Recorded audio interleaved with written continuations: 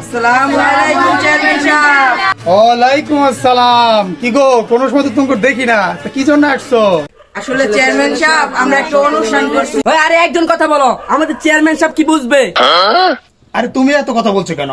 বলতে দাও না, এই একজন কথা বলো যে কোনো। আসলে চেয়ারম্যান সাহেব আমরা এলাকায় একটা অনুষ্ঠানের আয়োজন করছি, সেখানে যদি আপনি উপস্থিত থাকতেন তাহলে ভালো হতো আর কি। আচ্ছা ঠিক আছে, তোমরা যখন অনুষ্ঠানের আয়োজন করছো আমি তোমাদের অনুষ্ঠানে যাব। তার আগে একটা কথা বলি, আমার অফিসে তোমরা একটু ওয়েট করো, আমি আসতেছি, ঠিক আছে? আমার একটু কাজ আছে। আচ্ছা চেয়ারম্যান সাহেব আমরা তাহলে যাই, আপনি একটু তাড়াতাড়ি আসেন, আমাদের তো আবার বাজার করতে হবে। আচ্ছা, এলাকার তো পোলাপান আসলো কিছু টাকা নেওয়ার জন্য, তো কত টাকা দিলে তাদের আসলে অনুষ্ঠানটা শেষ হয় আমি আসলে বিষয়টা বুঝতেছি না। তো তাদের বলছি অফিসে বসার জন্য, চলো আমরা অফিসে যেতাম, তারা আবার মনে মনে গালিগালাজ করবে, কি বলে, যেহেতু আমি এলাকার একটা চেয়ার। এলাকায় কোন নেতা আসছে রে?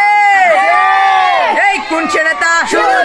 কোন সে নেতা? এলাকায় কোন নেতা আসছে রে?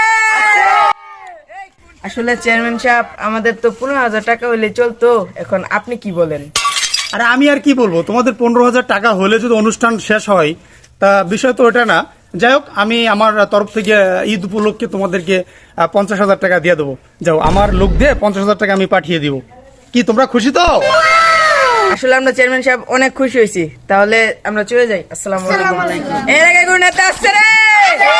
এই কোন সে নেতা? কোন সে নেতা?